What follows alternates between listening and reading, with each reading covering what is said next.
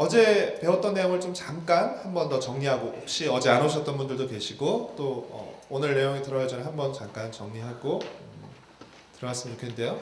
우리가 하나님을 의도적으로 생각하지 않으면 우리는 무의식적으로 세상의 생각을 하면서 살아가게 되어 있습니다.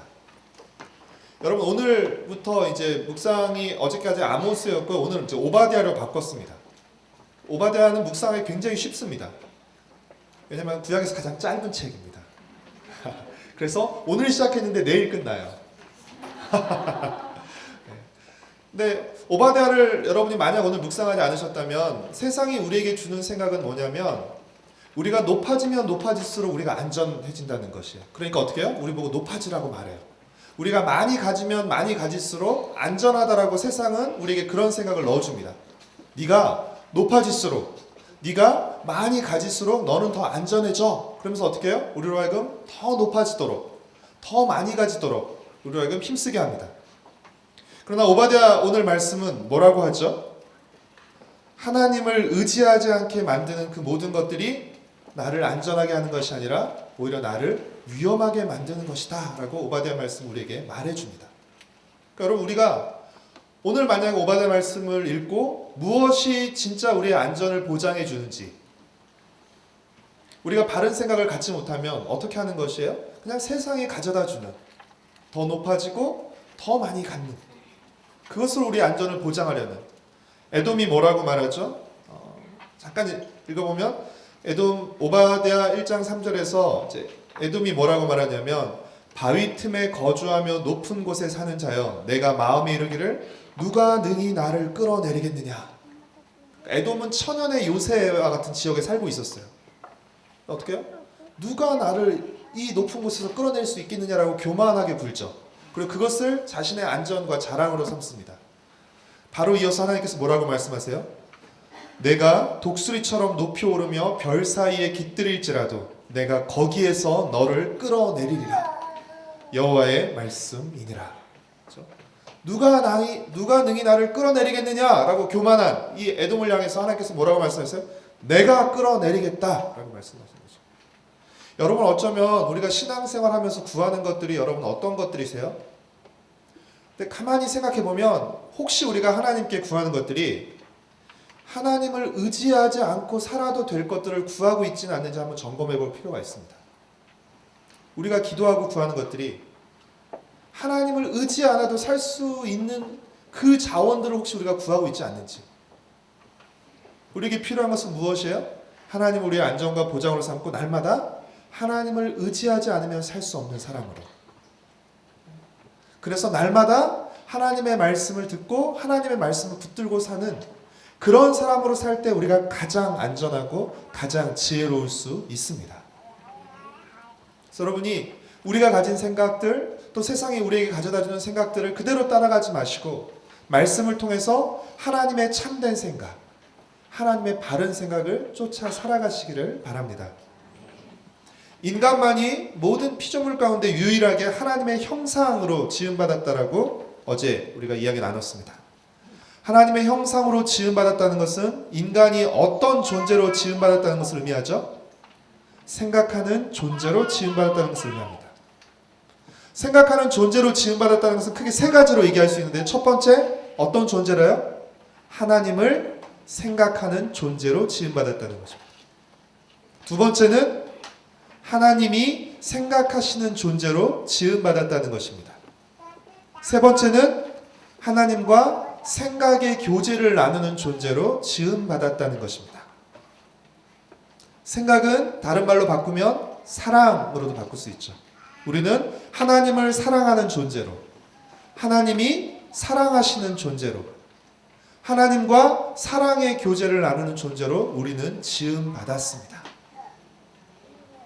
우리는 생각하는 존재로 지음받았기 때문에 어떻게 살죠? 생각한 대로 삽니다. 생각하는 존재로 지음받았기 때문에 생각한 대로 살죠. 우리 안에 있는 생각이 우리 밖에 말과 행동으로 나타나게 되어 있습니다. 확실한 건 우리 안에 있는 게 나오는 것이지 우리 안에 없는 게 나올 수는 결코 없다는 것입니다. 그래서 여러분, 생활이 바뀌려면, 우리 밖으로 나오는 말과 행동이 바뀌려면 먼저 무엇이 바뀌어야 되죠? 우리 안에 생각이 바뀌어야 됩니다. 생각의 결과가 곧 생활이죠. 그런데 우리의 생각은 어디에서 쌓이고 어디에서 결합되어서 형성이 되죠? 바로 마음에서. 그렇죠? 우리 외부에서 우리 생각이 마음으로 들어오고 마음 안에 그 생각이 쌓여서 결정됩니다. 그래서 잠언 4장 23절은 마음을 어떻게 표현했죠? 생명의 근원이라고 표현했습니다. 그리고 다른 무엇보다 먼저 마음을 지킬 것을 우리에게 이야기하고 있습니다. 이 마음은 무한한 공간이 아니라 한정된 공간이라고 말씀드렸죠. 그러니까 어떻게 해요? 이 한정된 공간에 어떤 생각으로 가득 차냐에 따라서 더 많은 생각 쪽으로 우리의 마음이 기울게 된다는 것입니다. 그리고 우리의 마음이 기우는 쪽으로 우리의 몸과 우리의 삶도 기울게 되어 있다는 것입니다. 우리 밖에서 크게 두 종류의 생각이 들어옵니다. 첫 번째는 어떤 생각이죠? 하나님의 생각. 하나님의 생각은 어떤 통로를 통해서 들어옵니까? 하나님의 말씀을 통해서 들어옵니다. 두 번째 생각은 어떤 생각이죠? 사단의 생각, 세상의 생각입니다. 이 사단의 생각은 어떤 통로를 통해서 들어오죠? 세상의 풍조를 통해서 들어오게 되어 있습니다. 그래서 앞서서도 얘기해 드렸지만 우리가 의도적으로 하나님의 말씀을 읽고 그 말씀을 생각하지 않으면, 하나님의 말씀을 읽고 하나님을 생각하지 않으면 우리는 무의식적으로 세상의 생각에 영향을 받고 세상의 생각을 따라 살아가게 되어 있습니다. 바로 하나님의 말씀을 읽고 생각하는 것이 바로 묵상인 것이죠. 그리고 우리가 묵상을 통해서 하나님의 생각이라는 이 분별할 수 있는 틀을 가질 때, 필터를 가질 때 우리에게 들어오는 세상의 생각들을 분별해낼 수 있는 것입니다. 그래서 우리 마음이라는 이 공간에, 마음이라는 밭에 하나님의 씨와 사단의 씨가 뿌려지는데 우리는 어떻게 해야 되죠? 하나님의 씨가 더 많이 뿌려지도록, 그렇죠? 사단이 씨를 뿌리지 못하도록 막고, 혹시 우리에게 사단이 씨를 뿌리면 어떻게 되죠? 그 뿌린 씨를 제거하고 그 씨가 자라지 못하도록 해야 됩니다. 그리고 하나님의 씨는 더 많이 뿌려지고, 뿌려진 하나님의 씨가 뿌리 내리고 잘 자라서 열매를 맺을 수 있도록 우리가 힘써야 하는 것입니다. 오늘은 여러분에게 직접 큐티하는 순서를 통해서 큐티를 어떻게 하는지 여러분 이미 아시고 계시겠지만 한 번 더 좀 설명을 해드리고 싶습니다. 큐티의 자연스러운 순서인데요. 제일 첫 번째, 큐티의 첫 번째 단계는 준비하기입니다. 준비하기. 골방을 확보하라 라고 여러분에게 말씀드리고 싶은데요. 사실 집에 골방이 있는 집 많지 않습니다. 물리적인 공간의 골방을 말씀드린 것이 아니라 이 골방이라는 것은 뭘 의미하냐면 말씀에 집중할 수 있는 시간과 공간을 확보하시라는 것입니다. 큐티 시간에 하는 가장 주된 행위가 뭐죠? 말씀을 읽고 생각하는 것이죠. 그러면 그 말씀에 집중할 수 있는 시간과 공간을 여러분 확보하시는 것이 필요해요. 그래서 이 환경을 준비하는 것이 여러분 필요합니다. 말씀에 집중할 수 있는 시간과 공간, 그리고 큐티 책과 필기도구. 제가 첫날 오전에도 말씀드렸지만 절대 눈으로만 읽는 것 금지입니다. 몇 분들이랑도 잠깐 그런 얘기 들었는데 저는 가급적 매일 성경 앱을 사용하시기보다 종이책을 사용하시기를 권해드립니다. 묵상은 종이책으로 해야 제맛입니다. 줄치고 쓰고. 여러분, 하나님의 말씀을 잘 듣기 위해서는 세상의 소음을 줄여야 됩니다. 우리가 통화를 할 때, 중요한 통화를 할 때 어떻게 하죠? 우리가 시끄러운 데서 통화할 수 없습니다. 그러니까 어떻게 하죠? 소음이 차단된 조용한 곳으로 가서, 그렇죠? 우리가 통화를 합니다. 마찬가지로 우리가 하나님의 말씀을 통해서 하나님의 생각을 깨닫고 하나님을 생각하기 위해서는 어떻게 해요? 일단 1차적으로 세상의 소음을 줄여야 됩니다. 세상의 소음을 줄이고 말씀에 집중할 수 있는 시간과 공간으로 우리가 나가야 됩니다. 그래서 여러분, 그냥 시간 날 때 묵상하지 마시고요. 여러분의 시간과 장소를 정하셔서 그 시간에는 그 장소에서 묵상을 하시길 바랍니다. 훈련이에요. 물론 정 부득이하게 그 시간을 놓치면 그 다음에라도 하시기는 하셔야 되겠지만 가급적 여러분이 가장 말씀에 집중할 수 있는 시간과 공간이 언제인지를 여러분 잘 생각해 보세요. 처음에는 적어도 15분에서 20분 정도의 시간은 여러분이 좀 놓고 시작을 하셨으면 좋겠어요. 그러니까 하시다 보면 길어져요. 그러니까 처음부터 너무 길게 잡지 마시고요. 한 15분이나 20분 정도의 시간, 말씀에 집중할 수 있는, 내가 가장 말씀에 집중할 수 있는 15분과 20분의 시간과 공간을 여러분 정하십시오. 저는 모르겠지만 여러분 만약에 그 시간과 공간을 쓰셨으면 그 시간에는 그 자리에서 뭘 하고 계셔야 돼요? 큐티 하고 계셔야 돼요. 시작하셔야 됩니다. 마가복음 1장 35절 말씀 같이 한번 읽어볼까요?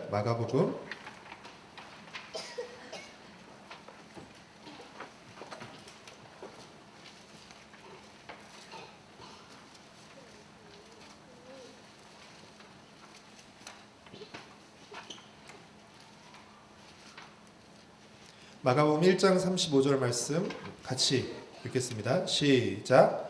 새벽 아직도 밝기 전에 예수께서 일어나 나가 한적한 곳으로 가서 거기서 기도하시더니, 사실 예수님만큼 스케줄이 바쁜 분도 없으셨을 것이에요. 그렇죠? 예수님이 가시는 곳마다 수많은 병자들과 수많은 사람이 뒤따랐죠. 그런 바쁜 스케줄, 또 많은 사람을 만나는 가운데서도 불구하고 예수님께서 자신의 템포를 잃지 않고 자신이 가야 할 사명을 잃지 않고 지치지 않고 계속해서 가실 수 있었던 이유가 무엇이에요? 새벽 미명에 한적한 곳으로 나가서 하나님을 만나는 시간을 가졌기 때문에 그렇습니다. 그러니까 말씀에 집중할 수 있는 시간과 공간, 그렇죠? 제자들과도 함께 계시지만 어떻게 해요? 제자들 예수님 찾아요. 예수님 또 사역을 하시다가 또 어떻게 해요? 제자들 떠나서 한적한 곳으로 나가서 그러한 시간들을 계속 가지셨죠. 그래서 여러분, 큐티는 사실 어느 때에도 상관은 없지만 가급적 일찍 하시는 것이 좋습니다. 여러분 그런 경험 혹시 없으신가요? 내가 아침에 일어나서 우연히 라디오를 틀었는데 노래가 들렸어요. 근데 나도 모르게 그 노래를 하루 종일 흥얼거리게 되는 것이에요. 왜요? 내 마음에 그 노래가 이제 들어왔죠. 그리고 어떻게 해요? 계속 그 노래가 내 마음속에 남아서 계속 나도 모르게 계속 흥얼거리게 되는 것입니다. 가급적 첫 시간에, 어제 우리가 말씀드렸죠. 마음을 둘러싼 이 싸움에서 승리하기 위한 우리의 전략이 뭐라고요? 선점입니다. 먼저 마음의 공간을 차지하는 것이에요.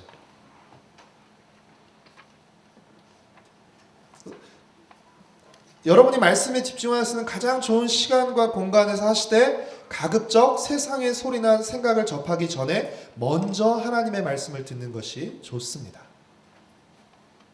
특별히 새벽 예배를 매일 성경 본문으로 하시니까 여러분이 새벽 예배 전에 일어나서 읽고 오시는 것은 불가능하시죠. 그러니까 어떻게 해요? 들으시고 오셔서 목사님의 간단한 그날 본문에 대한 여러 가지 포인트를 들으시고 그냥 들었으니까 끝이라고 하지 마시고요. 들었기 때문에 여러분이 묵상하실 때 훨씬 더 도움이 되실 것이에요. 듣고 남편 출근시키시고 또 애들 학교 보내시고 시간 나시면 가급적 일찍, 자꾸 미루지 마세요. 시간이 나면 하겠다라는 말은 사실 안 하겠다는 말과 거의 비슷합니다. 시간을 내서 하셔야 돼요. 시간이 나면 하겠다가 아니라 중요한 건 어떻게 해요? 시간을 내서 하셔야 됩니다. 그래서 가급적 일찍 여러분이 말씀에 집중할 수 있는 시간과 공간을 정하시는 것, 어떤 면에서 이것이 묵상을 하는데 굉장히 많은 영향을 미쳐요. 그런 시간과 공간을 내가 확보하는 것, 준비하는 것. 그래서 첫 번째 단계는 뭐냐면 준비하기입니다. 아시겠죠? 자, 그럼 여러분이 준비하셨어요. 이 시간과 공간, 여러분이 정한 말씀에 집중할 수 있는 시간과 공간에 큐티책을 들고 이제 큐티를 시작하시는 것입니다. 그럼 그 다음 두 번째 단계는 뭘까요? 어렵지 않습니다. 여러분 하고 계신 거예요. 제가 순서대로 말씀드리는 건데요. 준비했어요. 큐티책 가지고 손에 펜 들고 이제 갔어요. 큐티책을 펼칩니다. 펼치기 전에 뭐 해야 되죠? 기도하셔야 됩니다. 여러분, 하나님이랑 우리랑은 존재와 차원이 다릅니다. 하나님은 창조주시고요. 우리는 피조물입니다. 피조물인 우리가 창조주인 하나님의 생각을 안다는 것은 거의 불가능한 것이죠. 여러분 생각해 보세요. 동물들이 사람의 그 주인, 애완동물들이 주인의 말을 막 알아듣고 잘 따르면 어떻게 하죠? 세상에 이런 일이 뭐 이런 데 나옵니다. 그렇죠? 동물농장 뭐 이런 데 나와요. 얼마나 기특해요. 그죠? 어떻게 동물이 사람 말을 알아들어? 근데 여러분, 피조물인 우리가 창조주인 하나님의 말귀를 알아듣는 것은 더 어려운 것이에요. 그러니까 무엇이 필요해요? 하나님께 기도하셔야 돼요. 성경이요, 신비한 책이에요. 하나님의 말씀이기 때문에 그냥 눈으로는 우리가 읽을 수 있어요. 그렇죠? 하지만 하나님의 지혜와 도우심이 없으면 이 성경을 통해서 우리는 하나님을 알 수 없고 깨달을 수 없습니다. 성경을 하나의 문학 작품으로 아는 것이지 지금도 살아계셔서 내게 말씀하시는 그 하나님의 말씀으로 받아들일 수 없는 것입니다. 성경은 창조주 하나님의 기록된 말씀으로서 우리의 제한된 지성으로는 하나님의 생각을 온전히 이해할 수 없어요. 그래서 여러분, 묵상을 할 때, 큐티할 할 때뿐 아니라 설교를 들을 때, 성경을 읽을 때 항상 우리가 무엇을 해야 되냐면 기도해야 됩니다. 시편 119편 18절 말씀 같이 한번 찾아서 읽어볼까요?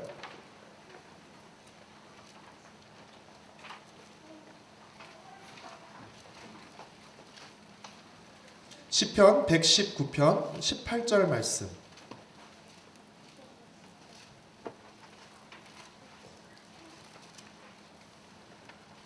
함께 읽겠습니다. 시작. 내 눈을 열어서 주의 율법에서 놀라운 것을 보게 하소서. 여러분, 말씀을 펼칠 때마다 이 시편의 고백을 가지고 기도하십시오. 주님, 제 눈을 열어서 주의 말씀에서 주님의 생각과 뜻을 깨닫게 하여 주시옵소서. 한 구절 더 찾아볼게요. 디모데후서 3장 16절 말씀. 디모데후서 3장 16절 말씀.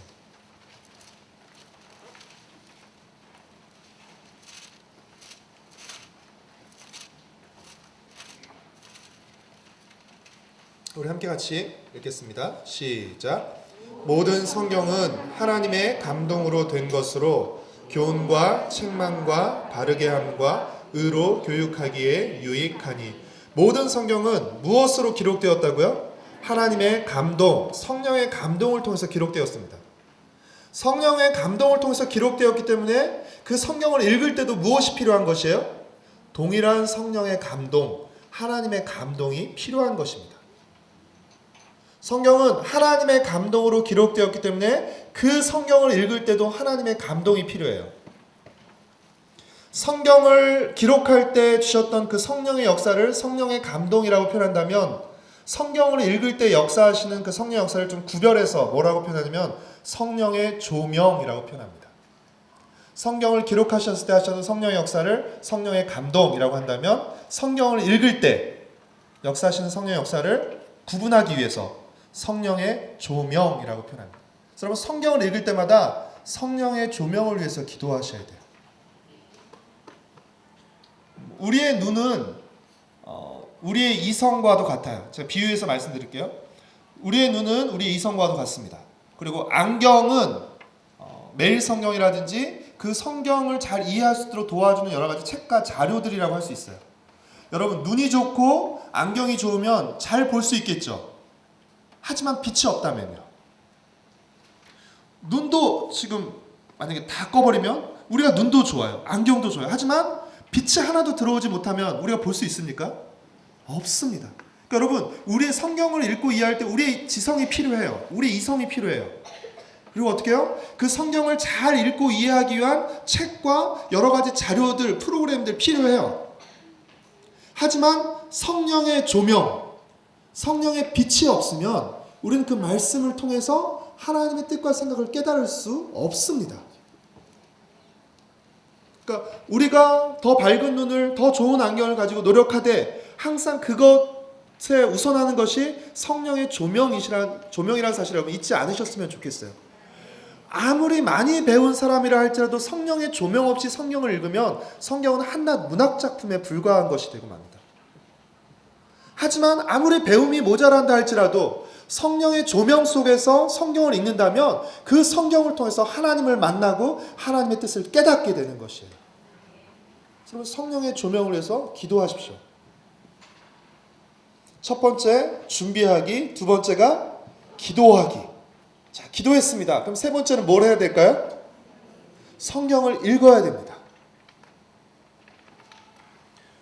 많은 분들이 큐티를 어려워하는 이유 중에 하나가 저는 이 읽는 것을 어려워하기 때문이라고 생각해요. 여러분이 읽으시되요 생각하시면서 읽으셔야 됩니다. 생각 없이 읽으시면 안 돼요. 만약 여러분이 편지를 받았다고 생각해 보세요.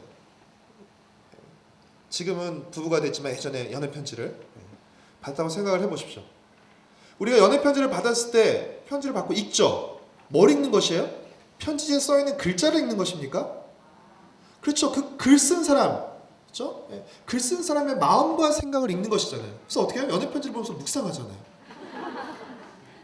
왜 이런 표현을 썼을까? 그렇죠? 그리고 옛날에는 이렇게 하다가 뭐 어떻게 하죠? 화이트로 지우고 좀 이렇게 막 까맣게 해요. 그럼 그냥 잘못 썼나 보다 이러고 넘어가나요? 아니죠. 도대체 무슨 말을 썼기에? 무슨 말을 썼기에 왜 지운 것일까?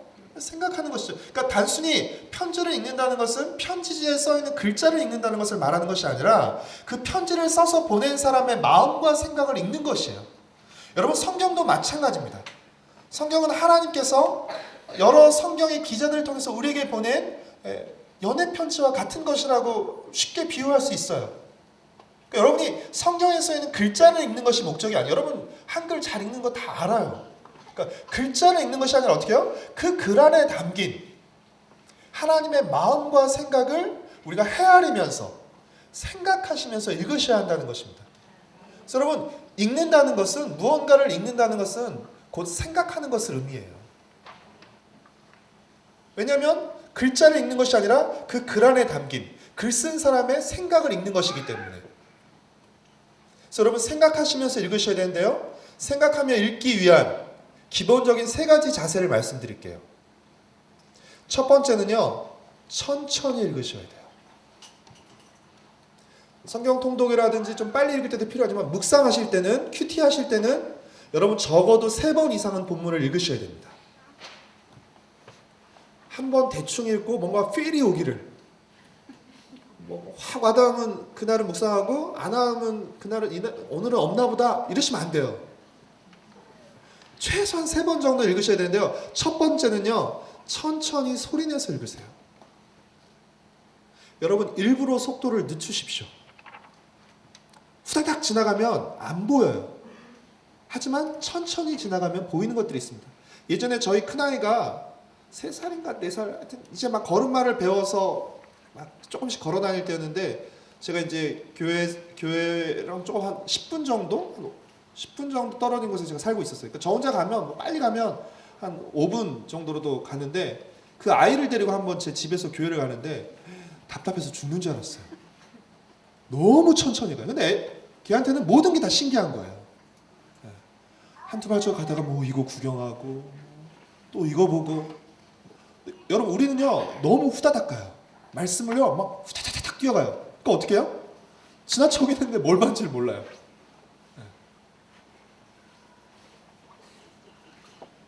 우리는 잘 의식하지 못하지만 여러분, 우리가 사도신경과 주기도문 고백할 때 얼마나 빨리 하는지 잘 모르시죠? 눈 감고까지 하니까요, 많이 한데다 눈까지 감고 하니까 진짜 빨라요. 여러분, 한번 의도적으로 한번 늦춰보세요. 그러면 이 사도신경의 고백이 엄청난 고백이에요. 전능하사 천지를 만드신 하나님 아버지를 내가 믿사오며. 사실 사도신경의 그 고백의 내용은 우리가 믿는 그 모든 믿음의 내용을 확 압축해서 나온 게, 나는 하나님을 어떤 분으로 믿는 것이에요? 전능하신 분으로 믿는 것이죠. 그 하나님을 나의 아버지로 믿는 것이고. 그러니까 놀라운 고백들이 그 안에 있는데, 이렇게 빨리 하다 보면 여러분 그것들을 놓쳐버리게 돼요. 생각 없이 가버리게 된다고요. 그래서 여러분, 큐티 하실 때 특별히 천천히 소리내서 읽으십시오. 저는 자주는 아닌데 가끔씩 혹시 이제 영어 성경으로도 묵상하시는 분들 계시다 보면 가끔 영어 성경으로 묵상할 때 더 은혜가 될 때가 있어요. 왜 그런지 아세요? 빨리 읽을 수 없어서 그래요. 영어는 모르는 단어가 많거든요. 그러니까 어떻게 해요? 자꾸 멈추는 거예요. 이 뜻 뭐지? 살펴보다 보니까 어떻게 해요? 말씀이 굉장히 새롭게 다가오는 것이, 그리고 내가 보지 못했던 것들을 하나둘씩 보게 되는 것이에요. 생각하며 읽기 위해서는 여러분 첫 번째 천천히 읽으시기를 바랍니다. 두 번째는요, 꼼꼼히 읽으셔야 돼요. 천천히와 꼼꼼히가 조금 비슷한 면도 있지만 또 조금 다릅니다. 꼼꼼히 보지 않고 대충 보면 어떤 일이 일어나는 줄 아세요? 우리가 보고 싶은 것만 봅니다. 여러분, 우리는 보이는 것을 보는 것이 아니라요, 보고 싶은 것을 봐요. 똑같은 거리를 지나와도 뭘 봤냐 했을 때 달라요. 왜요? 각자 생각하고 있는 것이 다르기 때문에 그래요. 배고픈 사람 눈에는 뭐밖에 안 보이죠? 먹을 거, 식당밖에 안 보여요. 내가 겨울 빨리 옷을 한 벌 장만해야 되는데 이러면 어떻게 해요? 옷집밖에 눈에 안 들어옵니다. 핸드폰을 바꿔야 되는데 이러면 어때요? 핸드폰 가게밖에 안 들어오죠. 그러니까 여러분, 보이는 것을 보는 것이 아니라 보고 싶은 것을 봐요. 성경도 마찬가지예요. 우리가 성경 읽을 때 뭐만 보여요? 축복과 약속과 소망의 말씀. 그렇죠? 이것만 보죠. 물론 그거 중요하지만 항상 근데 축복과 소망과 약속의 말씀 안에는 무엇이 있어요? 조건과 순종과 이 말씀들이 주어져요. 근데 어떻게 해요? 우리는 앞에 부분들을 훌쩍 건너뛰고 그러니까 뒷부분 우리가 보고 싶은 것들만 보고 가게 되는 것이죠.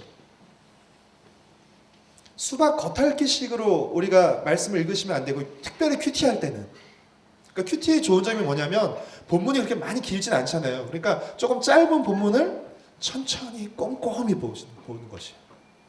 그랬을 때 여러분, 큐티하다가 여러분 새롭게 알게 되는 것들 굉장히 많습니다. 옛날에 그냥 막연히 이렇게 뭉뚱그려서 알고 있었던 내용들을 이렇게 하나하나씩 샅샅이 살펴보다 보면 이런 것도 있었네? 내가 이거 왜 몰랐지? 이런 것들을 굉장히 많이 발견하실 수 있어요. 말씀 한 구절 한번 찾아볼게요. 마가복음 10장 29절부터 30절 말씀입니다.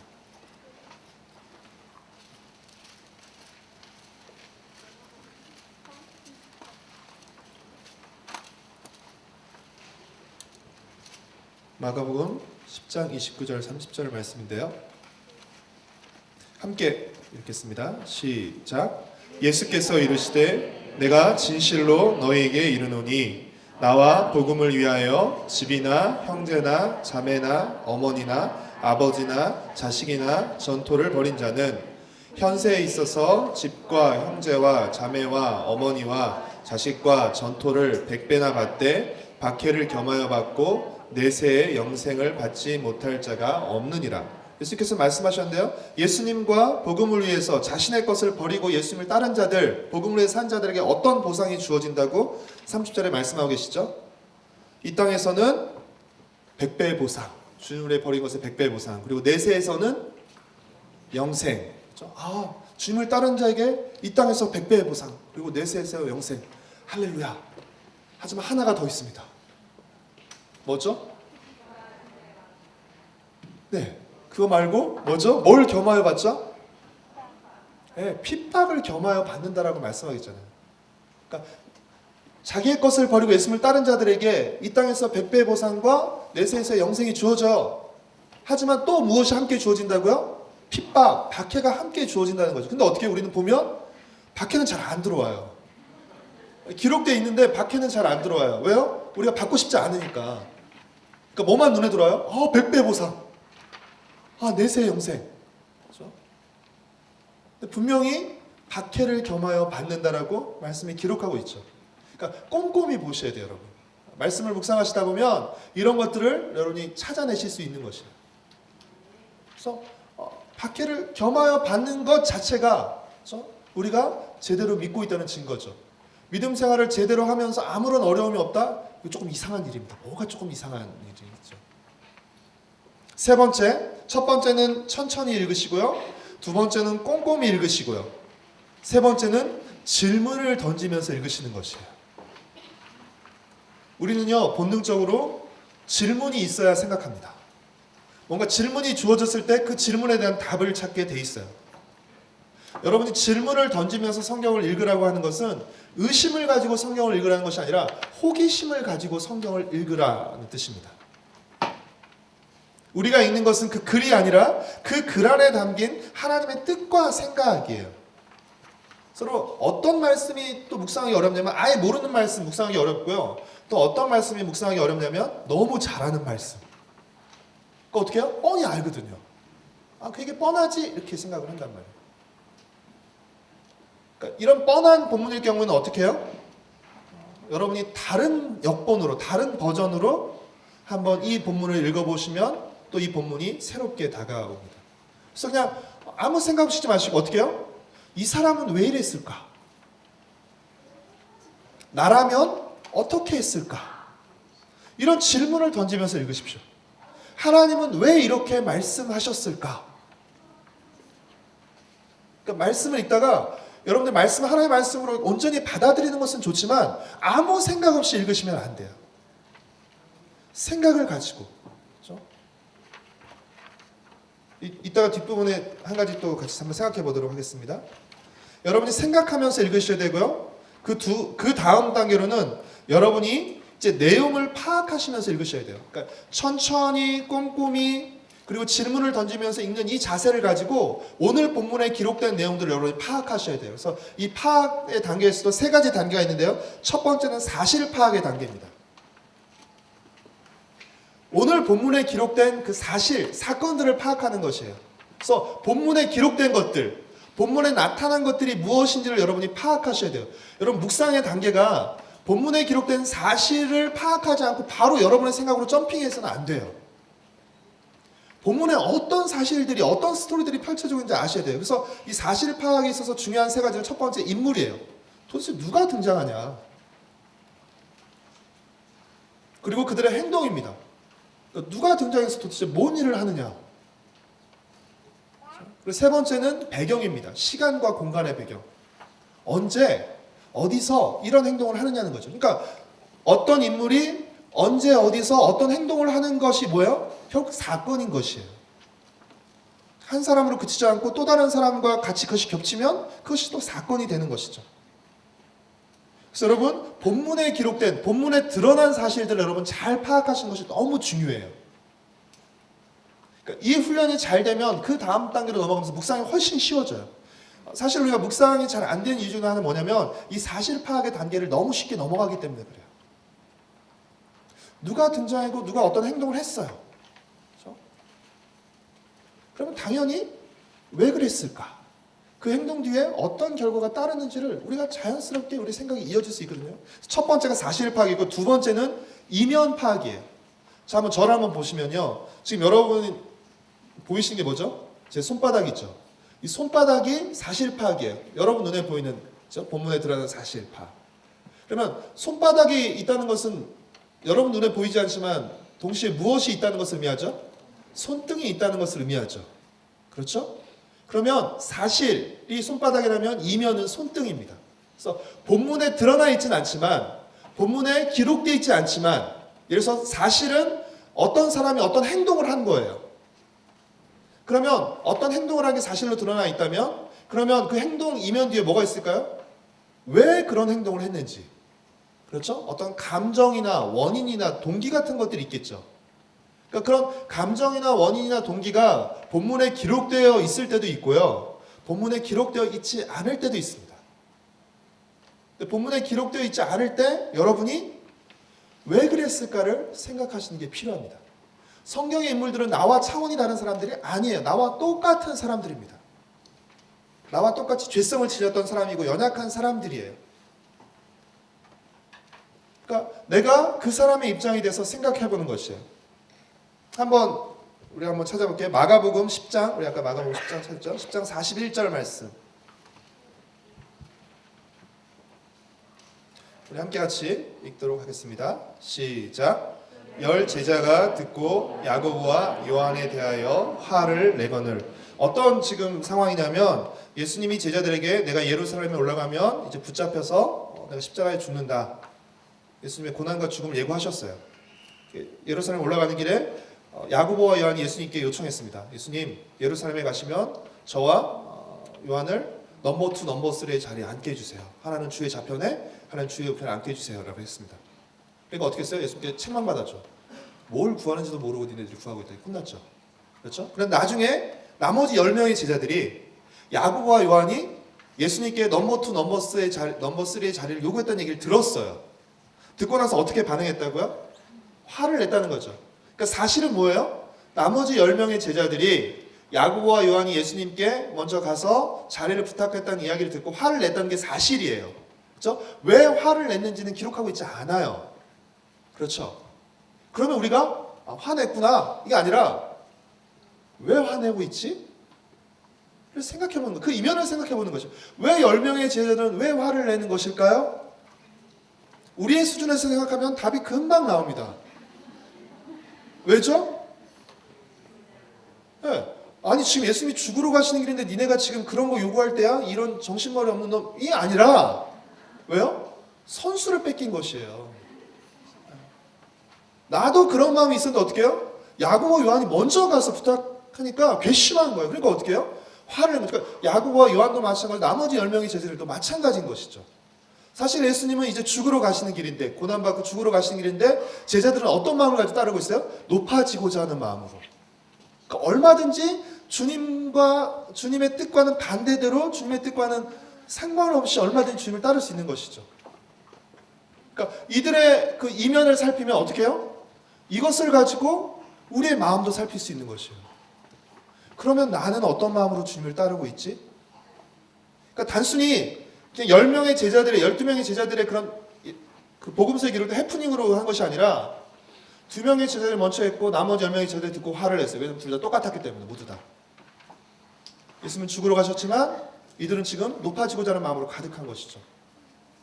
그럼 이것을 가지고 어떻게 해요? 내 마음을 점검하는 것이에요. 높아지고자 하는 이들의 마음은 오늘 우리에게도 동일하게 있습니다.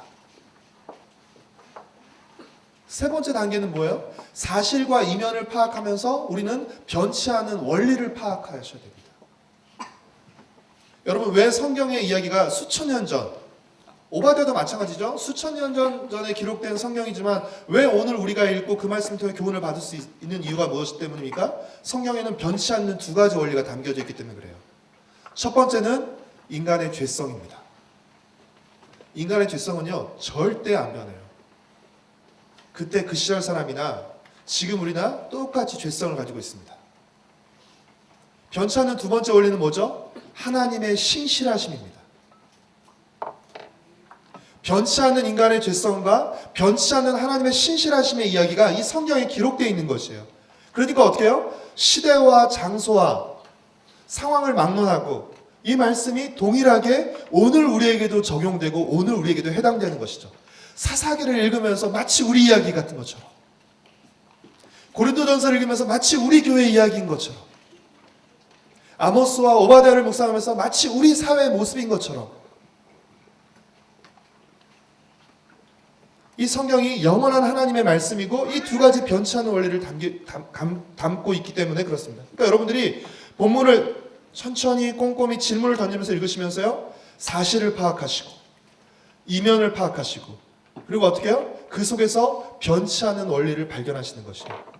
그리고 그 원리를 가지고 내 삶으로 끌어오는 것입니다. 그래서 그 원리에 비추어서 지금 내 모습은 어떠한지, 내가 어떻게 살아가야 될지에 대한 교훈을 받는 것입니다. 여러분, 저는 큐티의 절반 이상은 읽기라고 생각해요. 여러분, 읽기만 잘 되시면요, 묵상할 게 굉장히 많아집니다. 그러니까 많은 분들이 진짜 필로 묵상하시려고 해요. 한 번 읽고 뭐가 툭 떨어지는 거 원하시는데 절대 그러지 마세요. 적어도 3번 이상. 그리고요, 잘 발견할 수 없으면 더 여러 번. 그래서 묵상이 안 되면 처음에는 여러분 읽는 것으로 끝내셔도 돼요.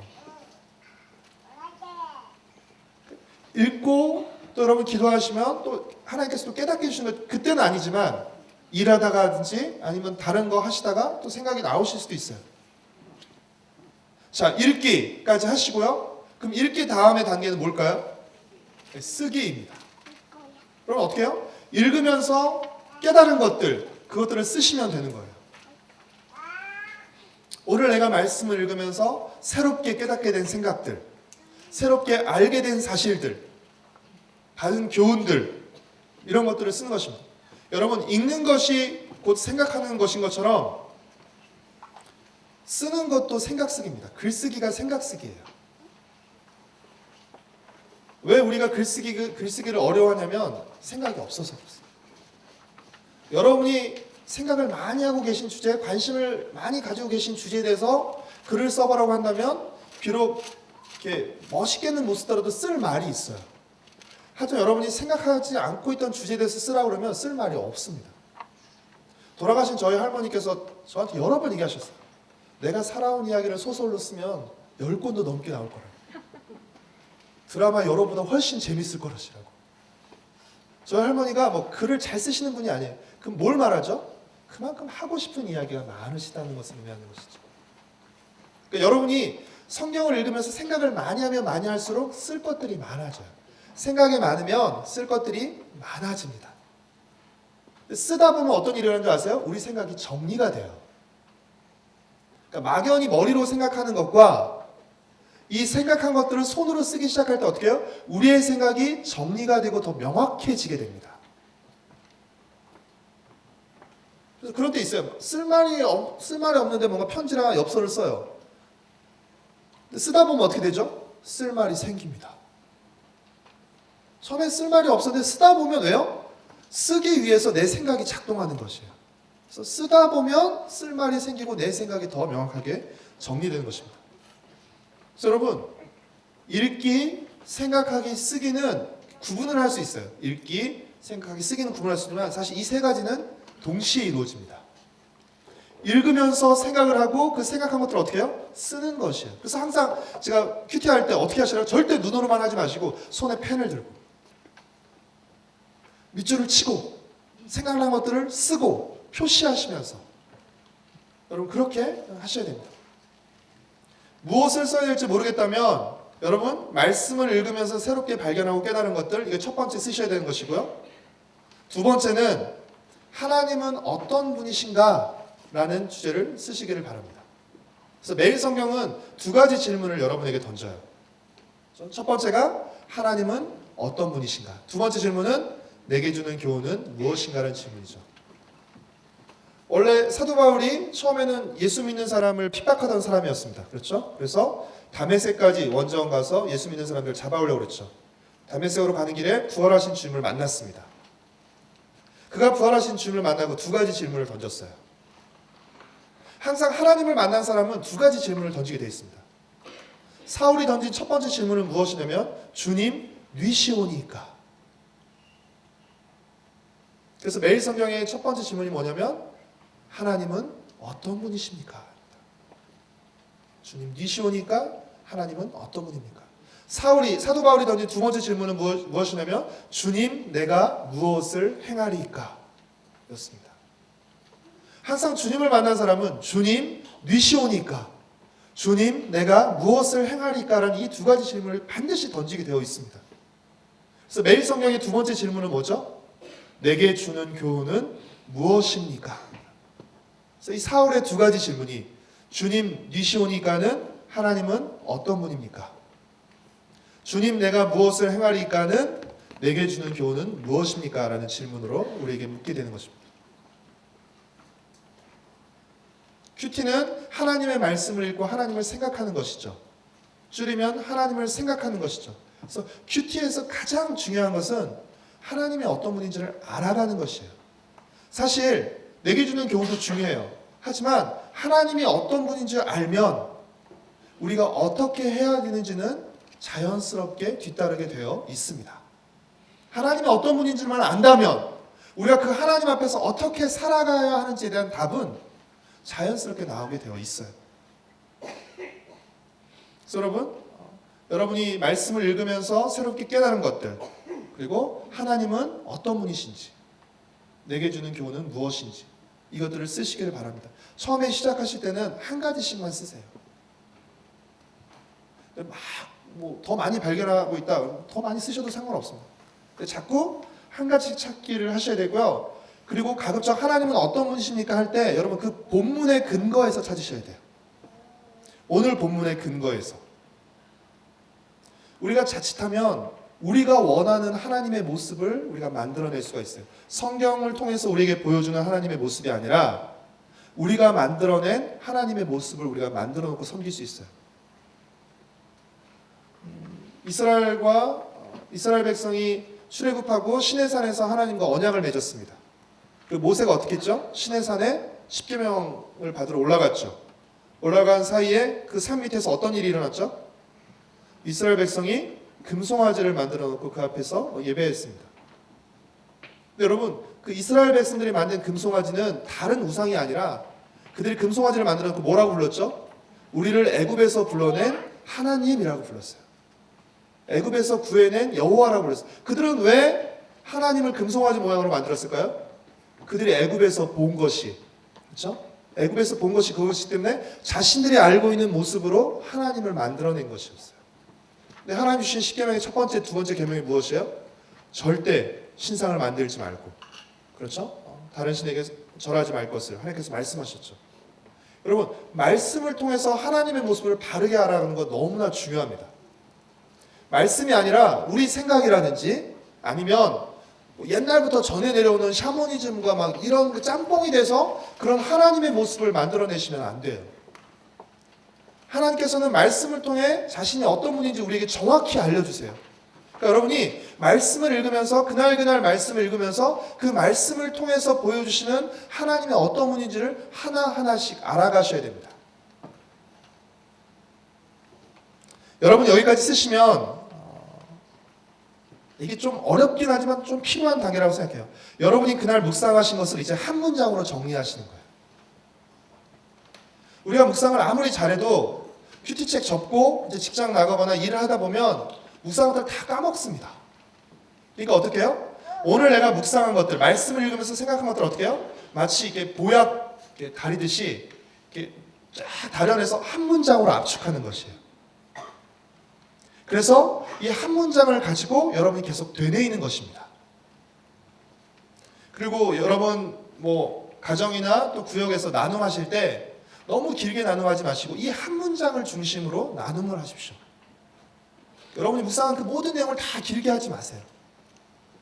여러분이 묵상한 그 모든 것을 한 문장으로 쫙 쪼려내서 이 쪼린 한 문장을 가지고 나누시기를 바랍니다. 자, 쓰기까지 했습니다. 그럼 그 다음 단계는 어떤 단계가 될까요? 기도하기입니다. 여러분 큐티는 기도하기로 시작해서 기도하기로 끝납니다. 큐티 시작했을 때 기도가 어떤 기도죠? 오늘 말씀을 잘 들을 수 있도록 잘 볼 수 있도록 하는 기도였죠. 큐티 끝날 때 하는 기도는 어떤 기도여야 될까요?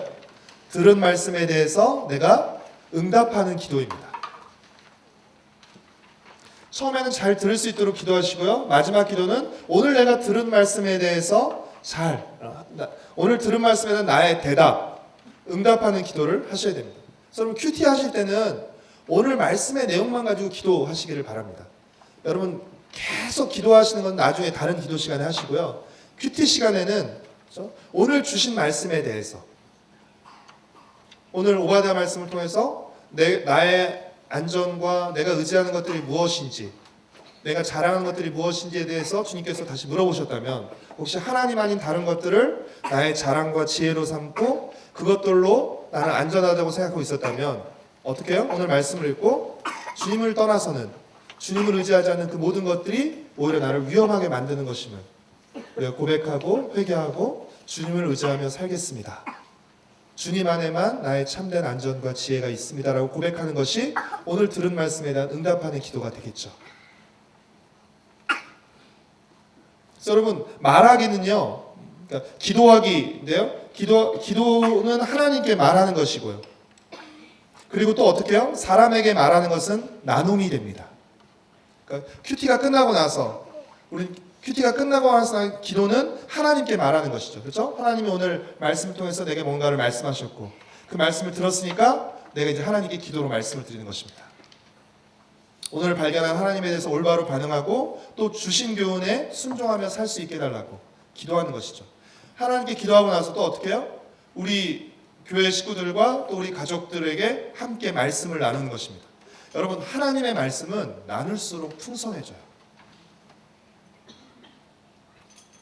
저는 이 큐티 나눔이 장님 코끼리 만지기라고 생각해요. 아무리 똑똑한 사람이라 할지라도요, 제한된 지성과 경험으로밖에 하나님을 인식할 수밖에 없습니다.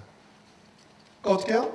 그냥 우리가 장님 코끼리 만지고 어느 한 부분을 만지고 하나님이라고 생각하는 것이에요. 그렇죠? 그런데 여러분, 10명의 장님이 각자가 만진 코끼리에 대한 부분들을 같이 얘기를 하고 그림을 그리면 내가 혼자 만지고 그것을 코끼리라고 생각한 그림보다는 훨씬 더 진짜 코끼리의 모습에 조금 더 가까울 것입니다. 물론 10명이 모여서 같이 얘기하고 함께 그려도 완전한 코끼리는 미치지 못해요. 하지만 내가 혼자 만지고 안 그 코끼리의 모습보다는 훨씬 더 진짜 코끼리에 가까운 모습을 그려낼 수 있을 것입니다. 우리가 개인적으로 묵상을 하고 어떻게 해요? 그것들을 함께 나누는 것입니다. 나눌 때 내가 보지 못한 것을 다른 사람이 보게 돼요. 어떻게 해요? 그래서 우리가 하나님에 대해서 더 많이 더 풍성하게 알 수 있게 되는 것입니다. 큐티를 나누세요 그러면 꼭 하시는 얘기 있어요. 저는 큐티를 잘 못해서요. 여러분 큐티 잘 못하시는 거 알아요? 그러니까 큐티를 잘 못해서 나누면 안 하시다 하지 마시고요. 저를 한번 좀 따라서 해보십시오. 잘해서 나누는 게 아니라 잘하려고 나누는 것이다. 네. 여러분 잘해서 나누는 게 결코 아니에요. 잘하려고 나누는 것입니다. 나눔을 통해서 배워요. 그러니까 내가 개인적으로 묵상해서 하나를 내가 발견했다면 다른 사람이 묵상해서 내가 발견하지만 또 하나를 내가 얻게 되는 것이에요. 그만큼 내가 하나님에서 더 많이 알게 되는 것입니다. 그렇죠? 그리고 다른 사람의 나눔을 통해서 이렇게 하면 되는구나, 이렇게도 성경을 볼 수 있구나라는 것을 하나둘씩 배우게 되는 것이에요. 그래서 여러분 가족들과 함께 가정에서 나누시고요, 또 교회 식구들과 함께 나누세요. 그래서 내가 큐티 안 할 때 어떻게 해요? 다른 사람이 나누는 것을 통해서라도 어떻게 해요? 나는 계속 그 말씀의 흐름을 붙잡고 가는 것입니다. 저는 공동체가 그런 것 같아요. 우리가 모두 다 이렇게 쭉 상승곡선을 그릴 수 없잖아요. 이렇게 우리가 널뛰기를 하잖아요. 근데 어떻게 해요? 내가 올라갈 때는 밑으로 처지는 사람을 붙잡아주고, 또 내가 처질 때는 어떻게 해요? 위로 올라가는 사람이 나를 붙잡아주고, 그래서 이렇게 함께 쭉 이렇게 붙잡고 계속해서 앞으로 나가게 하는 것이죠. 만약 혼자 신앙생활 해본다고 생각해보세요. 우리 신앙이요, 널뛰기 하다가 진짜 땅으로 꺼져버릴 거예요. 막 이러다가 훅 들어가서 또 나올 기미가 없죠. 근데 어떻게 해요? 계속 이렇게 함께 붙잡아주고 함께 이끌어가는 것입니다. 여러분 나눔을 통해서 큐티를 배워요. 큐티를 잘하게 되는 방법, 첫 번째 큐티를 직접 한다. 두 번째 큐티를 나눈다.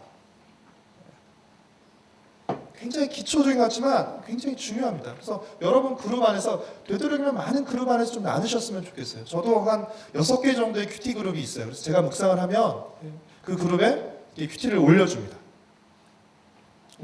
또 다른 분들도 올리시기도 하시고 해요. 그러니까 날마다 다 올리는 것은 아니지만 계속 우리가 같은 말씀을 묵상하고 있고 그 말씀을 통해서 서로를 격려하고 기도해주고, 그래서 예배 들어오기 전에도 제가 오늘 묵상했던 거 나눠주고, 제가 오늘 마지막 강의인데 또 마지막까지 잘 말씀을 전하고 올 수 있도록 기도해달라고 부탁하고, 저희 큐티 나눈 방에 제가 이렇게 부탁하고 그리고 올라왔습니다. 그래서 말씀을 나눌 뿐 아니라 자연스럽게 이것이 삶도 나누게 되고요, 기도도 나누게 돼요. 말씀을 읽다 보면요, 자연스럽게 우리 삶의 이야기들이 나오게 됩니다. 근데 삶으로만 이야기를 시작하면요, 이렇게 우리 삶은 잘 안 바뀌거든요. 뻔해요. 그러니까 여러분들이 먼저 말씀의 대화의 주제가 말씀으로 시작하셨으면 좋겠어요. 말씀으로 시작하면요, 말씀에 연관된 삶의 이야기들이 하나씩 나옵니다. 그러면 기도 제목이 나오게 되고요, 자연스럽게 연결되게 됩니다. 그래서 꼭 많이 좀 나누셨으면 좋겠어요. 그리고 이게 어떻게 보면 나를 묶는 것이에요. 조금 우리는요, 그냥 가만히 프리하게 내버려 두면요, 결코 그렇게 잘하지 못합니다. 그러니까 의도적으로 좀 이렇게 묶는 것이 필요해요. 그것이 나를 지켜주고 또 내가 더 성장할 수 있도록 해주는 것이죠. 자, 마지막 단계는 살아내기입니다. 살아내기. 말씀을 읽고 우리가 생각했어요. 새로운 깨달음을 얻었습니다. 또 나눴어요. 그리고 어떻게 해요? 이제 그 말씀을 살아내는 것입니다. 오늘 주신 말씀을 오늘의 삶을 통해서 살아내는 것입니다. 영화 매트릭스에 이런 대사가 있다고 합니다. 길을 아는 것과 길을 걷는 것은 다르다. 여러분, 길을 모르면 걸을 수 없어요. 그래서 길을 아는 건 매우 중요해요. 하지만 길을 아는 것으로 그치면 길을 모르는 것과 결과는 같습니다. 어떻게 해야 돼요? 길을 알 뿐 아니라 그 길을 걸어야 하는 것입니다. 사랑을 아는 것과 사랑을 행하는 것은 다른 것이죠. 그래서 오늘 내가 읽은 말씀, 그 말씀을 내 삶 속에서 기억하고 내 삶 속에서 실현하는 것입니다. 우리는 예수님을 말씀의 성육신, 말씀이 육신이 되어 우리 가운데 오셨다고 해서 말씀의 성육신이라고 표현하지만 예수님뿐 아니라 어떤 의미에서 우리도 말씀의 성육신으로 살아야 되는 것이에요. 오늘 내가 읽은 말씀을 어떻게 해요? 오늘 내 삶을 통해서 살아내야 하는 것입니다. 그래서 여러분 서프라이즈나 뭐 이런 재현하는 프로그램들 있잖아요. 뭐 경찰청 사람들이 있으면 실제 사람들은 아닌데 그렇죠? 네. 배우들이 대신 이렇게 가짜 행세를 하면서 그 역할들을 하는 것. 어떤 의미에서 우리는 그 말씀의 재현 배우들 같아요. 이 말씀을 우리의 삶으로 살아내는 것입니다. 비록 완벽하지 못하다 할지라도 이 말씀을 가지고 말씀을 붙들고 말씀을 살아내도록 힘쓰는 것입니다.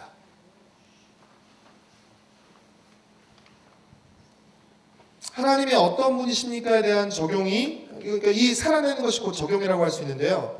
하나님이 어떤 분입니까에 대한 적용이 주로 생각에 대한 적용이라면 내게 주는 교훈은 무엇입니까에 대한 적용은 주로 행동에 대한 적용이라고 할 수 있어요.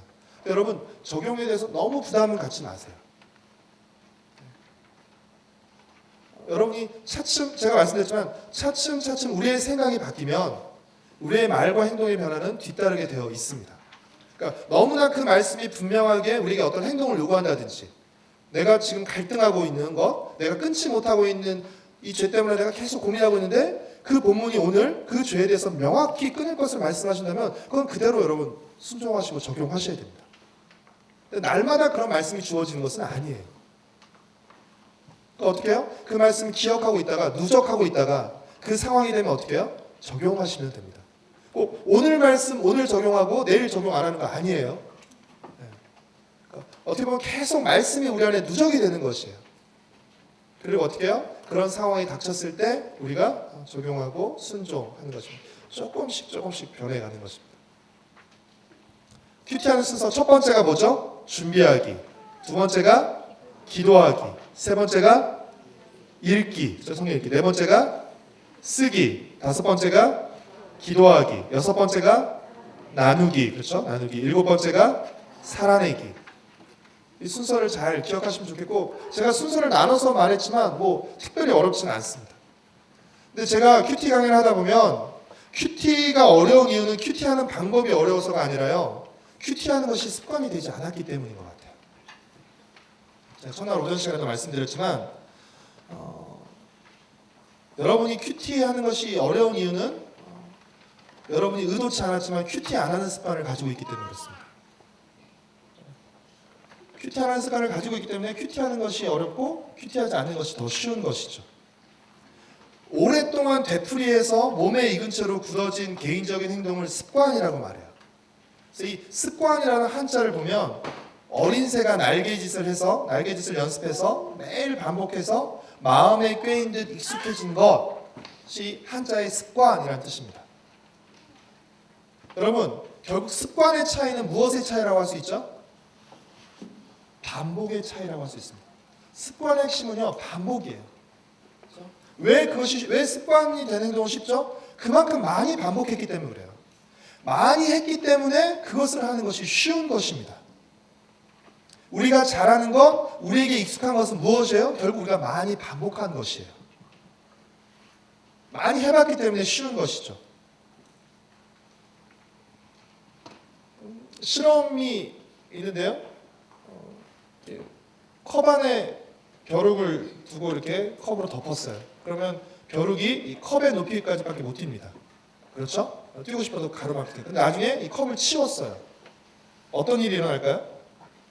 더 높이 뛸 수 있는데도 불구하고 그 높이까지밖에 안 뛴다는 것이에요. 왜냐하면 계속 반복된 실패의 경험이 그 벼룩으로 하여금 더 뛰지 못하게 만드는 것이죠. 사탄도 어떤 의미에서는 우리의 그 반복된 실패의 경험을 통해서 우리를 계속 붙잡고 제한하는 것 같아요. 여러분 습관은 바꾸기 힘들어요. 왜냐하면 오랫동안 반복돼서 몸에 익은 행동이기 때문에 그렇습니다. 습관은 바꾸기 힘들지만 한 가지 기쁜 소식을 전해드리겠습니다. 불가능한 것은 아닙니다. 습관은 바꾸기 힘들지만 불가능한 것은 아니에요. 습관이 오랫동안 반복해서 오랫동안 되풀이돼서 몸에 익은 행동이라면 습관을 바꾸기 위해서는 그럼 무엇이 필요할까요? 새로운 되풀이가 필요합니다. 그러니까 기존의 되풀이가 아니라 새로운 되풀이가 필요합니다.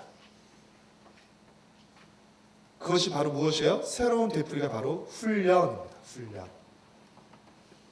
습관과 훈련의 공통점은 무엇일까요? 반복입니다. 그렇죠? 훈련의 핵심도 반복이에요. 습관과 훈련의 핵심은 반복입니다. 그러면 습관과 훈련의 차이점은 뭘까요? 똑같이 반복되는 행동인데요. 습관과 훈련의 차이점은 뭘까요? 습관이 무의식적인 반복이라면 훈련은 의식적인 반복이라는 것이에요. 의도적인 반복이라는 것입니다. 습관은 어떻게 해요? 이미 많이 반복했기 때문에 그냥 가만히 내버려두면 어떻게 돼요? 저절로 행동하게 돼 있습니다. 우리 뇌는요, 본능적으로 최소한의 에너지만 사용하기를 원한대요. 그래서 어떻게 해요? 생각하지 않으려고 하는 것이에요. 생각하면 여러분 공부하시고 생각하면 되게 피곤해요. 막 당구가 땡기고. 왜요? 그만큼 뇌가 많은 에너지를 소비하기 때문에 그렇습니다. 그러니까 우리 뇌는 본능적으로 생각을 하지 않게 만들어요. 그러니까 생각하는 게 힘든 거예요. 피곤하고. 안 하려고 그러고 가급적 안 하려고 그러고. 어떻게 해요? 어떤 생각과 행동이 계속 반복돼서 나타난단 말이에요. 그런데 이 행동이 계속 반복돼서 나타나면 어떻게 해요? 의도적으로 생각의 과정을 생각해버리는 것이에요. 계속 반복되니까. 그러니까 어떻게 해요? 행동이 자연스럽게 무의식적으로 이 습관이 이렇게 계속 나타나는 것입니다. 훈련은 뭐예요? 의식적으로 반복하는 것이에요. 의도적으로 반복하는 것입니다. 그래서 여러분, 훈련의 본질은 새로운 반복을 통한 습관의 교체라고 할 수 있어요.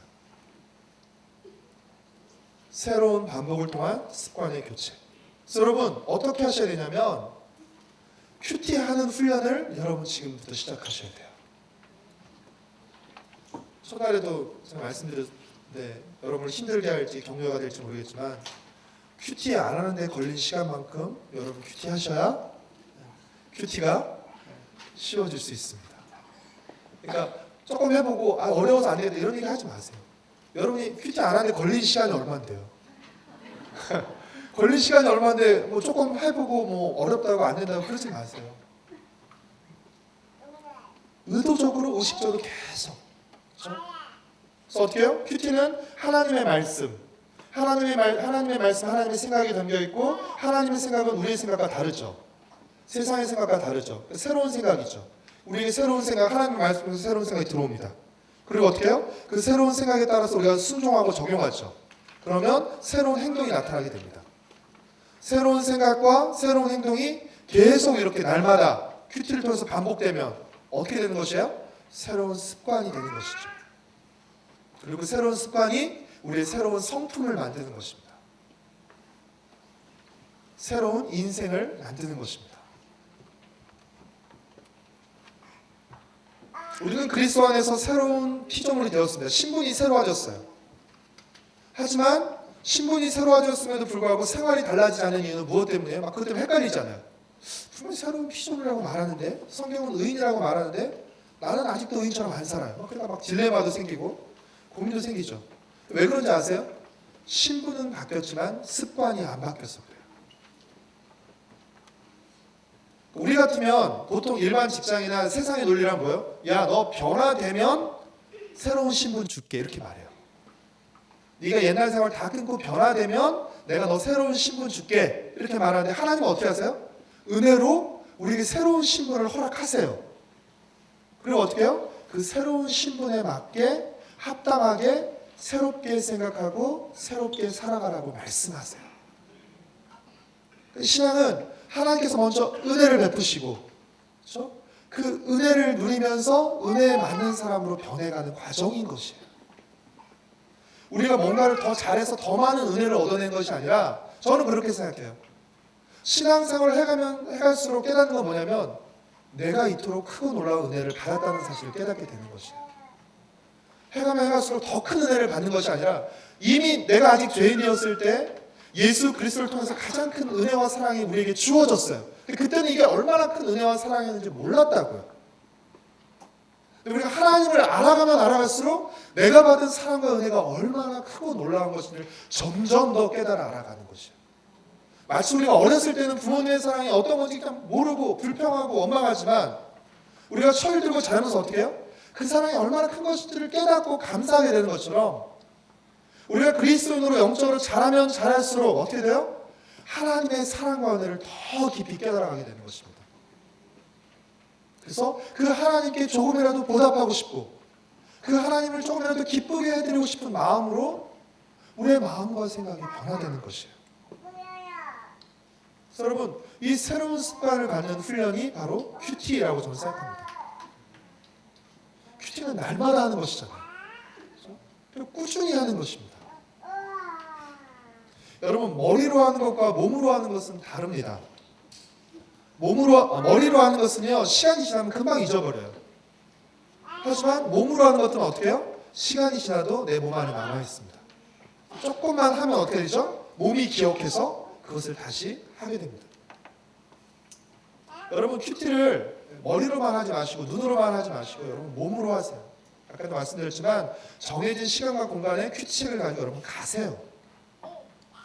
펼치시고 손으로 여러분 입으로 소리내서 읽으시고 손으로 줄치면서 또 쓰면서 읽으세요. 그리고 또 그 말씀을 가지고 살아내도록 애쓰세요. 신앙은 사실은 몸의 훈련 같습니다. 몸으로 해내는 것이죠. 로마서에서도 우리의 몸을 하나님께 드리는 거룩한 산 제물로 표현하고 있죠. 보통 제물은 죽여서 바쳤지만 예수님이 우리를 위해 돌아가셨기 때문에 어떻게 해요? 죽을 더 이상 이제 제물을 죽여서 바칠 필요가 없고 이제 산채로 드려진 거죠. 우리가 살아있는 제물로 돌아다니면서 우리가 하는 모든 일을 통해서 하나님께 영광을 돌리고 하나님의 뜻을 행하는 것이죠. 여러분 편해질 때까지 능숙해질 때까지 반복하셔야 돼요. 안 하던 것 하려니까 힘드실 거예요. 진짜 압니다. 저도 힘들어요. 쉽지 않아요. 하지만 자꾸 반복하시다 보면요 운동도 마찬가지 모든 일이 마찬가지인데 처음엔 잘 안 돼요. 근데 자꾸 훈련하고 자꾸 반복하다 보면 어떻게 해요? 처음에 안 되던 것들이 하나둘씩 되기 시작합니다. 그러니까 말씀을 읽어도 잘 모르겠고 하지만 그 시간을 견뎌내셔야 돼요. 피아노도 이렇게 처음에 칠 때는 막 뚱땅뚱땅 이렇게 되게 재미없잖아요. 그러니까 피아노를 여러분 이렇게 마음껏 친다는 것은 자유롭게 친다는 건 어떻게 해요? 내 마음대로 막 친다는 것을 의미하는 것이 아니라 기본적인 훈련을 잘 받아서 그것이 내 몸에 익혀서 어떻게 해요? 자유자재로 칠 수 있는 것을 음과 박자에 따라 자유자재로 칠 수 있는 것을 피아노를 자유롭게 마음 놓고 친다는 거지 그 다 무시하고 막 쿵땅쿵땅 이 치는 걸 자유롭게 친다고 말하는 것이 아니에요. 그러니까 자유롭게 치기 위해서는 뭐가 필요해요? 훈련이 필요합니다. 수영도 마찬가지죠. 훈련해야 훈련은 힘들지만 훈련을 해야 물속에서 자유로워지게 되는 것이에요. 여러분이 말씀을 읽고 묵상하는 훈련을 하셔야 말씀 안에서 여러분이 더 자유로워질 수 있고 말씀 안에서 여러분이 뛰놀 수 있게 되시는 겁니다. 그래서 여러분 능숙해지기 위해서는 편해지기 위해서는요 날마다 꾸준히 하셔야 됩니다. 저를 한번 따라서 해보시겠습니까? 좋은 건 매일 해야 하고 매일 할 때 잘하게 된다.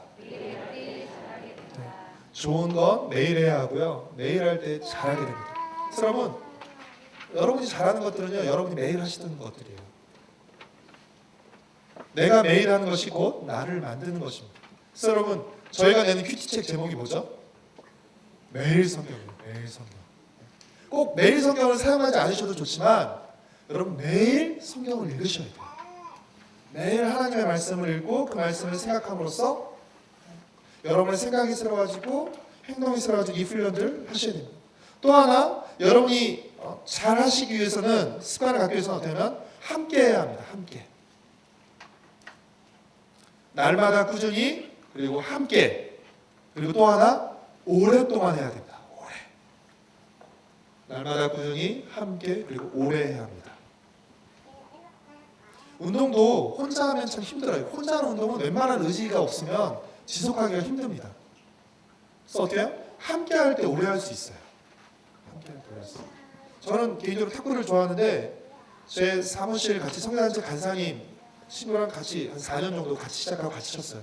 근데 저희는 지금은 이제 제가 사무실 옮겨서 못 하고 있지만 점심 시간의 목적은 탁구 치기 하는 시간입니다. 얼른 한 20분 만에 밥 먹고 나머지 시간 탁구 칩니다. 근데 제가 치기 싫을 때는 어떻게 해요? 그 친구가 저를 붙잡아주고, 그 친구가 치기 싫을 때는 어떻게 해요? 제가 붙잡아주고.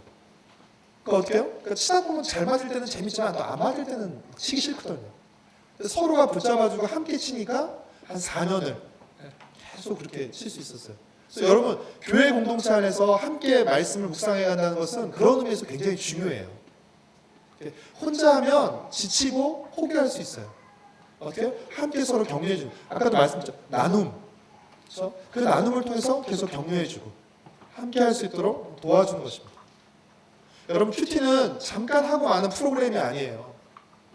큐티는 기본적인 것입니다. 그리스도인으로서 살아가는 기본적인 자세예요.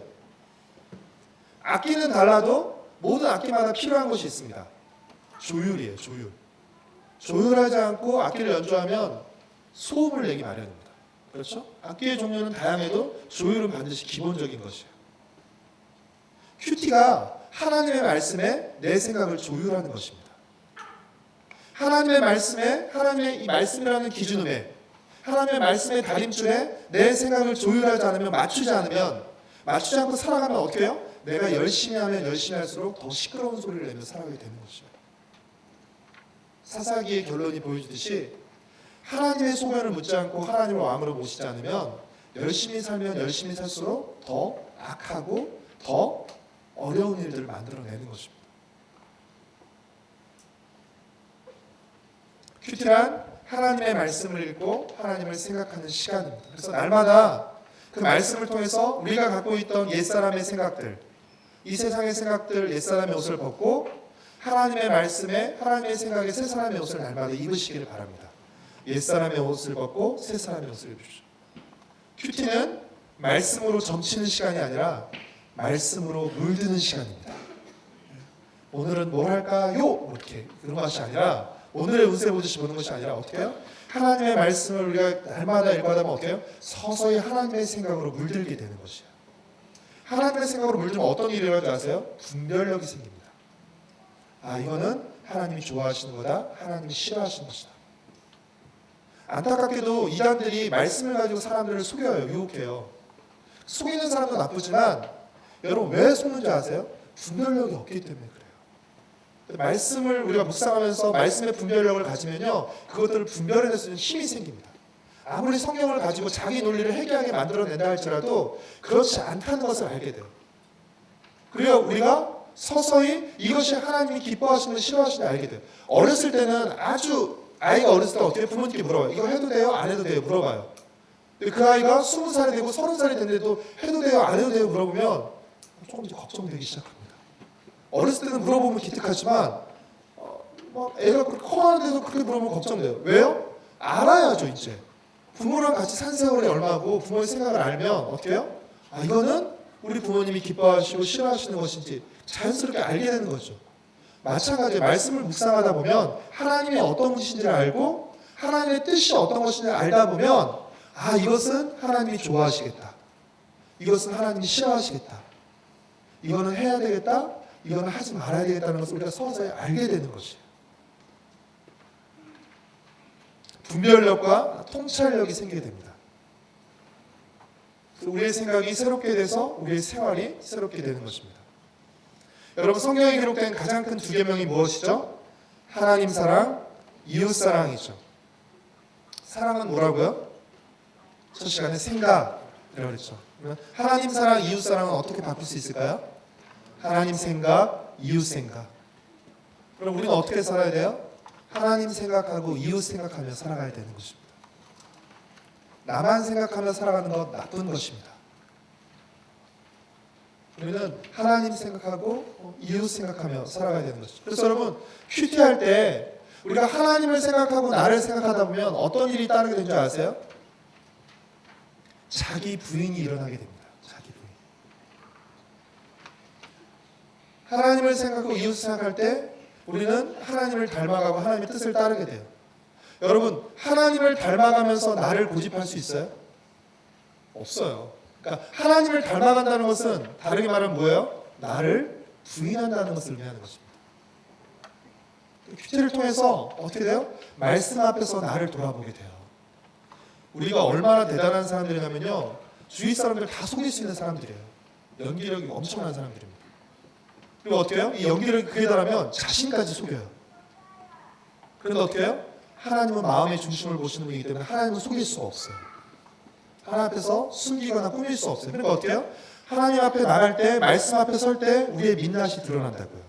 사람들 앞에는 얼마든지 그럴듯한 표정으로 얼마든지 멋있는 말 할 수 있어요. 하지만 말씀이 우리의 혼과 영과 골수를 쪼개면서 우리의 그 속마음을 싹 드러내요. 그래서 어떻게 해요? 그 말씀 앞에서 자신을 비추고 자신을 점검하고, 그리고 어떻게 해요? 하나님이 원하시는 쪽으로 내가 반응할 수 있도록 기도하고 행동하고, 이런 과정을 통해서 우리 자신을 성찰하게 되고 돌아보게 되고 점검하게 되고 우리를 부인하는 일들이 일어나게 되는 것입니다. 말씀 없이, 말씀 앞에 직면함 없이 이런 일 쉽지 않아요. 세상 사람들은 윤리와 도덕을 가지고 이것을 해보려고 하지만 이것은 힘이 약합니다. 우리가 몰라서 못하는 것이 아니에요. 힘이 없기 때문에 못하는 것이에요. 말씀을 읽고 직면할 때 어떻게 해요? 성령께서 깨닫게 해주십니다. 그리고 어떻게 해요? 그렇게 행할 수 있는 힘까지 주시는 것이에요. 성령은 말씀을 통해서 역사하세요.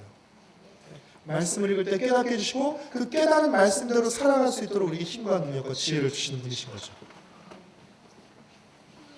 여러분, 우리의 생각은 계속 쌓이고 발효됩니다. 그래서 우리가 아침에 큐티를 하면 그 큐티는 하나님에 대한 생각은 일종의 마중물과 같은 것이에요. 옛날에 펌프 할 때 그 한 바가지 물, 그렇죠? 한 바가지 물을 넣고 펌프를 해야 밑에서부터 물이 나오는 것이죠. 그래서 우리가 큐티 시간을 통해서 하나님에 대한 생각의 물꼬를 트는 것입니다. 그럼 어떻게 해요? 그 하나님에 대한 생각을 가지고 그 하루를 살아가는 것입니다. 의식적으로 생각하지 않으면, 의식적으로 하나님을 생각하지 않으면 무의식적으로 세상의 생각이 우리를 사로잡습니다. 그러니까 어떻게 해요? 하다가 여러분이 묵상 큐티 하시고 여러분이 기도하시고 하시다가 어떻게 보면 또 내가 잊어버리고 있어요. 그럼 어떻게 해요? 다시 또 하나님을 생각하고 하나님을 바라보고, 그렇죠? 그렇게 조금씩 늘려가는 거예요. 절대 점핑은 없습니다. 절대 뭐 이렇게 손바닥 뒤집듯이 확 뒤바뀌는 거 없습니다. 계속 하나님을 생각하시면 조금씩 늘어나면서 조금씩 물들면서 조금씩 변해가는 것입니다. 진짜 무서운 건 누적이에요. 매일 반복을 통한 누적만큼 무서운 거 없습니다. 이걸 한꺼번에 뒤집을 수가 없어요.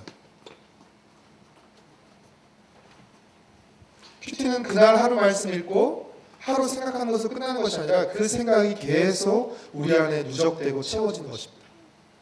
그래서 어떻게 해요? 물이 100도가 되면 끓는 것처럼 하나님의 생각이 우리 안에 쌓이면서 어떻게 해요? 서서히 끓는 것이에요. 그리고 때가 되면 100도가 되면 어떻게 돼요? 그 생각이 박히게 되는 것입니다.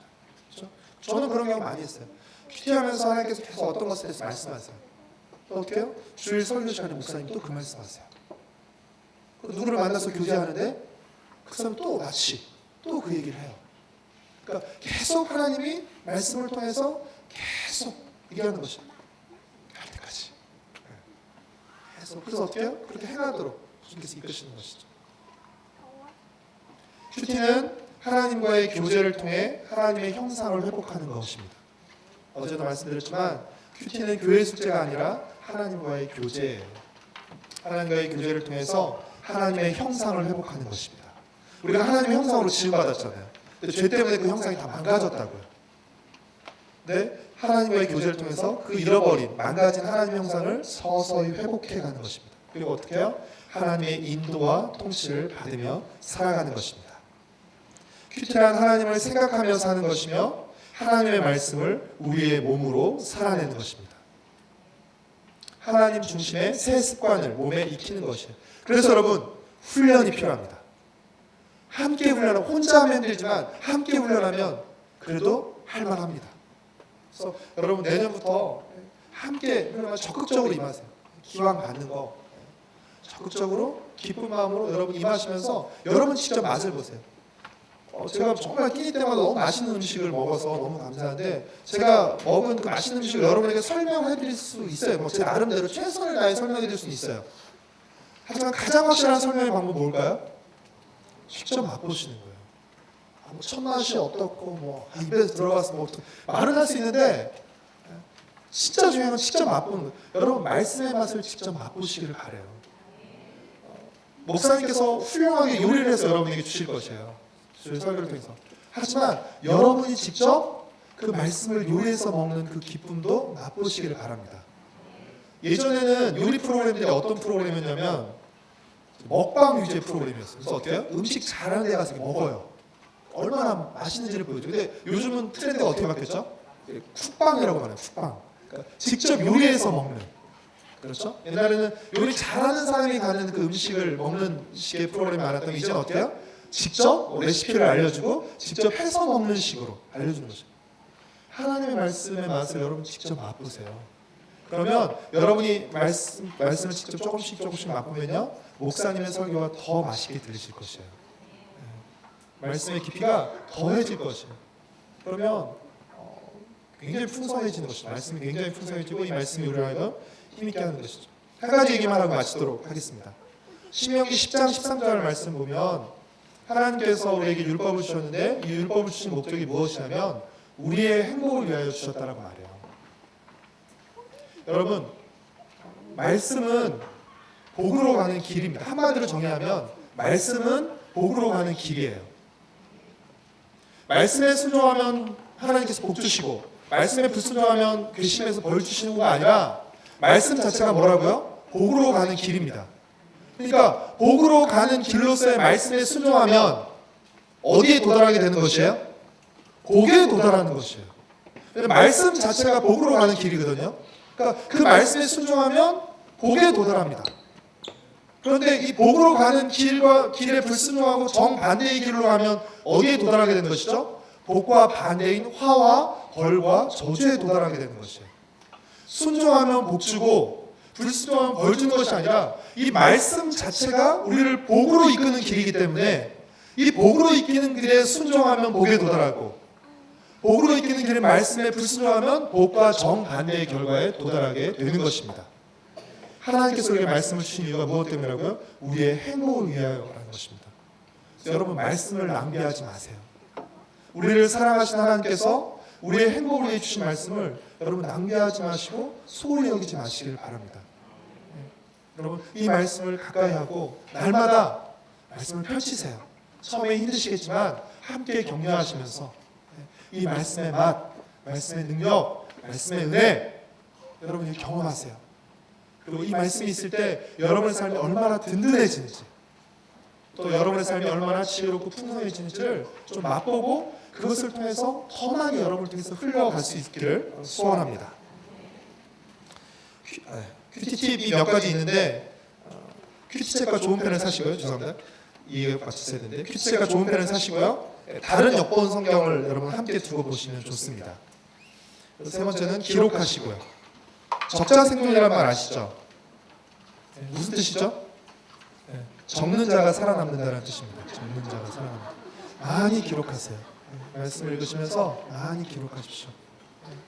그리고 큐티책을 수시로 들고 다니세요. 많이 무겁지 않아요. 그러니까 어떻게 해요? 여러분 수시로 들고 다니시면서 오늘 무슨 말씀 묵상인지 모르면 다시 한번 또 말씀 보고 또 묵상이 아침에 그냥 책상에서만 끝나는 것이 아니라 그 말씀을 아침에 묵상했는데 뭘 하다가 또 그 말씀을 깨닫게 되는 일들이 있어요. 그럼 어떻게 또 쓰세요. 그리고 저녁에 잠들기 전에 말씀을 한 번 더 보셨으면 좋겠어요. 보시고 오늘 내가 이 말씀을 가지고 어떻게 살아왔는지 오늘 하루도 좀 점검하고 감사할 것들을 감사하고 그리고 다음날 묵상 말씀 한번 읽고 자도 좋습니다. 우리는 잠들지만 우리가 자는 중에 우리의 뇌는 계속 활동을 한다고 그래요. 말씀을 읽고 자면 또 나도 모르는 사이에 그래서 아침에 또 새벽 예배 때 말씀을 들을 때 훨씬 그 말씀이 또 더 잘 다가올 수 있죠. 여러분 이틀 동안 여러분과 함께 말씀을 나눌 수 있어서 감사하고요. 저의 역할은 이렇게 전해드리고 시작할 수 있도록 도와드리는 거고, 앞으로 여러분들이 여러분의 교회에서 이 말씀 묵상을 통해서 얼마나 멋진 일들이 일어나는지 계속 좀 소식을 들을 수 있기를 바랍니다. 혹시 제가 뭐 좋은 자료라든지 정보 있으면 또 목사님 통해서 여러분이 묵상을 하시는데 조금이라도 도움이 될 수 있도록 제가 계속 드리면서 연락을 하도록 하겠습니다. 여러분들의 또 좋은 소식도 들을 수 있기를 바랍니다. 기도하고 좀 마치도록 하겠습니다.